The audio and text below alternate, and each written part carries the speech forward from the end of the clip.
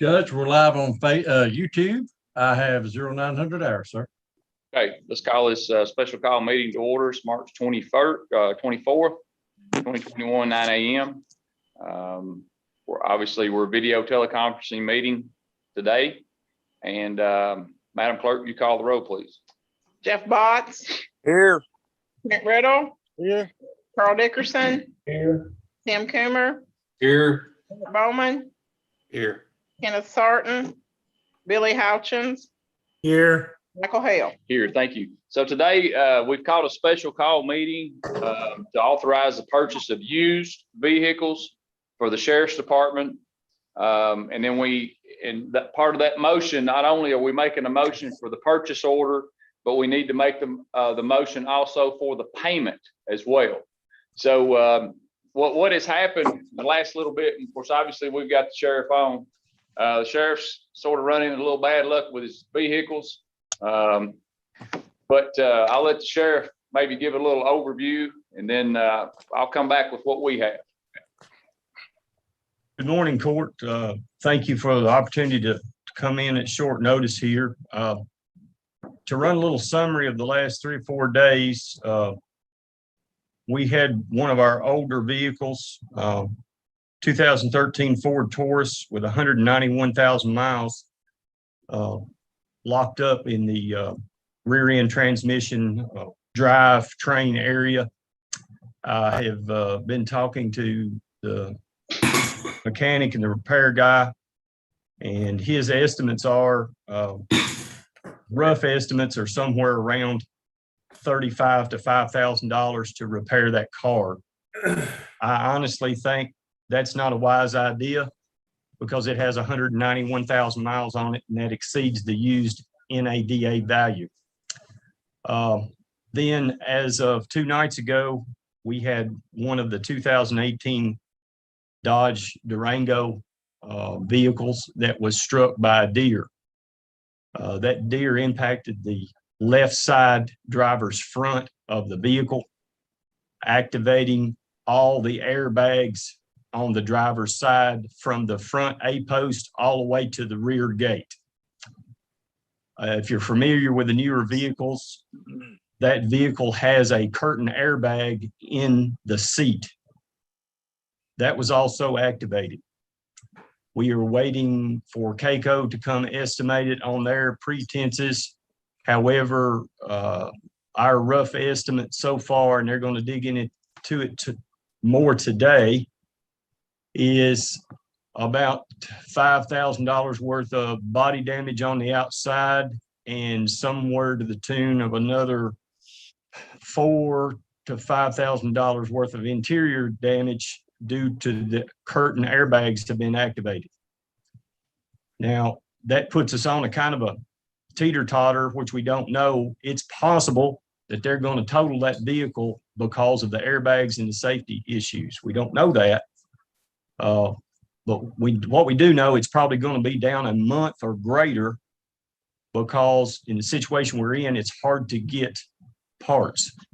And with that vehicle, that seat can't be repaired because the airbag has to be replaced. We have to get a new seat for it. So with that being said, I got on doing some research. As you know, we've dealt with some used vehicles in the past and have real good luck. Dealing with an agency from Chicago that deals with the used police vehicles. I have found a variety, 2 or 3, that have come from the same department in Texas. They all look alike. They all have the same mileage, and they're all virtually priced the same, about $17,900 a piece. Ford Explorer all-wheel drive police package. That's what they had available. As we've discussed before in this changing market, unfortunately, and you guys are experiencing some of the other things in your business, some of these used parts and vehicles and used supplies have got hard to get. So that's why I requested to the judge if we could have an emergency meeting to talk about this, because I've, for the first time, have more employees than I have vehicles. So it's very difficult for us to answer the calls of service that we have. So if you have any questions regarding anything I've said or want me to elaborate any farther, please let me know. But basically, I'm looking for the purchase of used vehicles to get our fleet back up to operational status.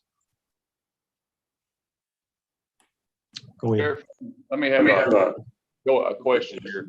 That vehicle with the rear end that went out in it, was that part of the fleet where the court purchased 5 at one time?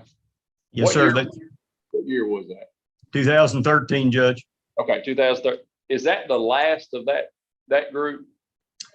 We have one more that has 218,000 miles on it, and we're using that for what I call a commuter car. We allow the people that's going to school in Bowling Green, court securities, deputies, just to drive that car. It's not used in a frontline situation.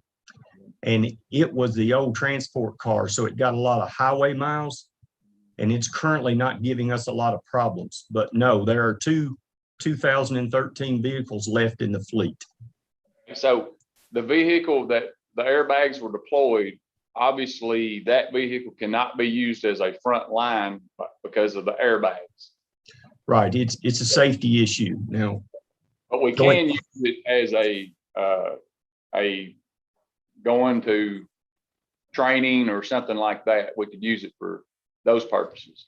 We think so, Judge. We're still in negotiation with CAECO, but we think it can be supplemented in a secondary area. So potentially that vehicle that the rear end went out on, it could be a surplus vehicle down the road to move those vehicles out. Our plans are, Judge, is to rotate that into the sale group. We're trying to schedule a surplus used car, whatever you call it, surplus vehicle sale in late April or mid-May. We're trying to get that stuff together. We've got about 4 or 5 of those slated and stored ready for sale. Okay. All right, that answers my question. Any of the court members have any questions? What's the price of the vehicle? 17.9, Squire, and I have negotiated, been on the phone all morning, and if we were to move forward, he will deliver those vehicles for no cost to us. And if we choose to get 3, he will cut it to 17.6 a piece instead of 17.9.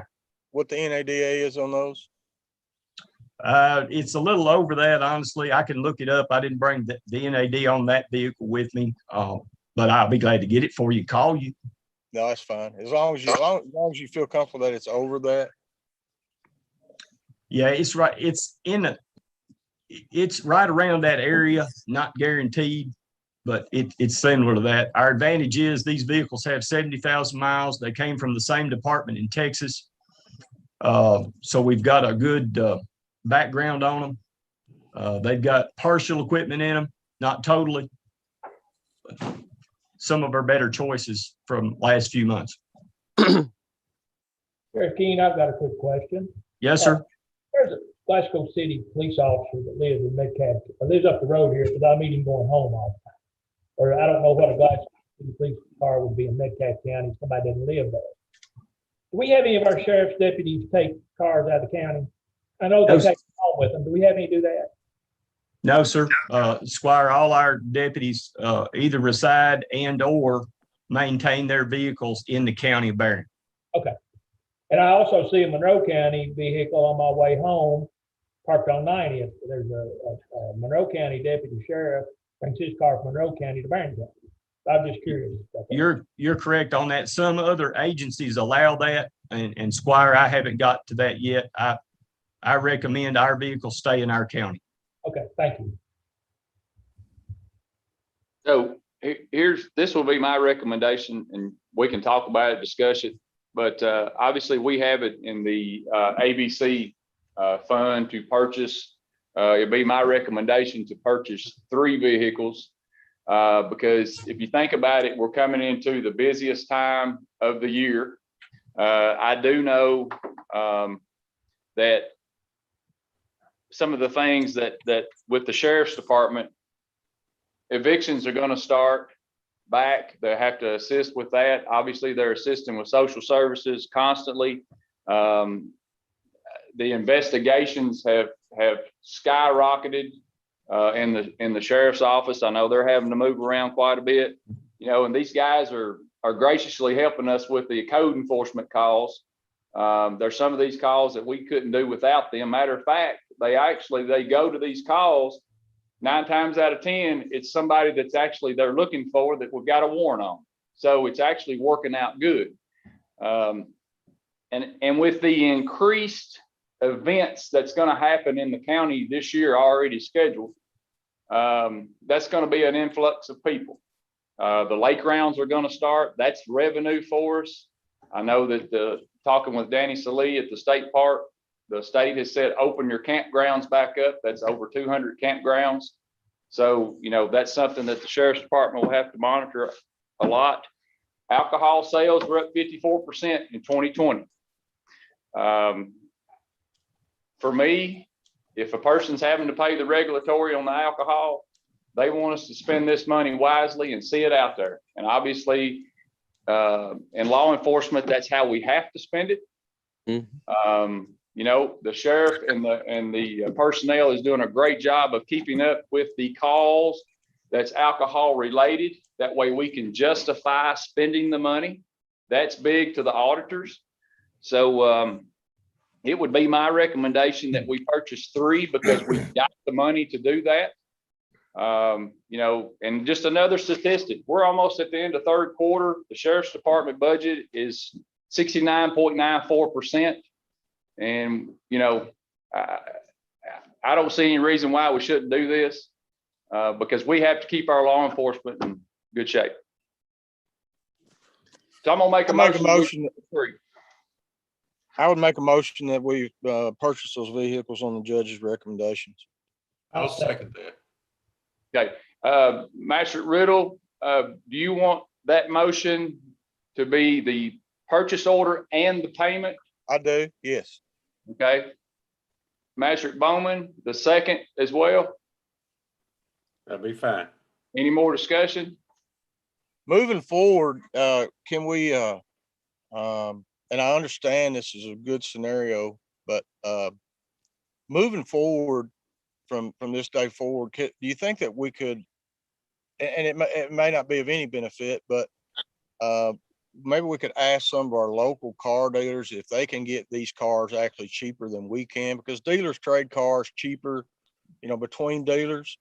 And, if they can get it $1,000 less than we can get it, and then sell it to us for the same price that we're buying the car direct from the people we're buying it from, that imports $1,000 into our economy. Is that possible, Sheriff? It is. I'll be glad to negotiate with them. We've tried that in the past, Squire. However, a lot of the used law enforcement cars, obviously these dealers are preying off the lease companies. And these departments that turn in these lease vehicles are kind of scooped up by about 4 major sales persons in the country, if I can use that word. I don't mind doing that. Just prompting your question there, just to let you know, this morning I've been able to negotiate about $1,800 worth of savings because I've talked him out of the delivery, which is $350 a unit. Plus I've backed him off $995 off the total price. Just to throw that in there to let you know, we're constantly trying to do the best we can. Understand. Appreciate it. Very good point, Trent. Very good point there. Okay, any more questions, discussion? Roll call vote. I'm sorry. Go ahead, Tim. I'm sorry, I was just wondering about the estimated cost of getting the, all the emblems and everything put on these new cars. On these, Tim, we're gonna be a little cheaper than the brand new ones, because they have some of the items there. And what's fortunate, these old cars that I talked about scrapping, or not scrap, I'm sorry, surplusing, excuse me. We are able to take some of the equipment, some of the blue lights, some of the light bars, some of the grill lights, some of the switch boxes. We're able to take those out of the old cars and put them into the ones that we're receiving or hope to receive, excuse me. The things that hold us up that we may have to order is the divider screen that sits behind the driver. Sometimes those are hard to get, and sometimes the console is hard to get. But about 50% of the products that we're going to put in these, we have. To give you a round figure, these are going to come in at about $3,000 to $3,300 a car, roughly, where a new one is more like $5,500 for the interior stuff. Any more questions? Roll call vote, please. Squire Riddle, Yes. Squire Dickerson, Yes. Squire Coomer, Yes. Squire Bowman, Yes. Squire Houchins, Yes. Squire Botts, Yes. Judge Hale. Yes, thank you very much. Motion to adjourn. So move. Make that motion. Got a motion and second. Thank you all very much. Have a good day. Thank you. Good. Good day.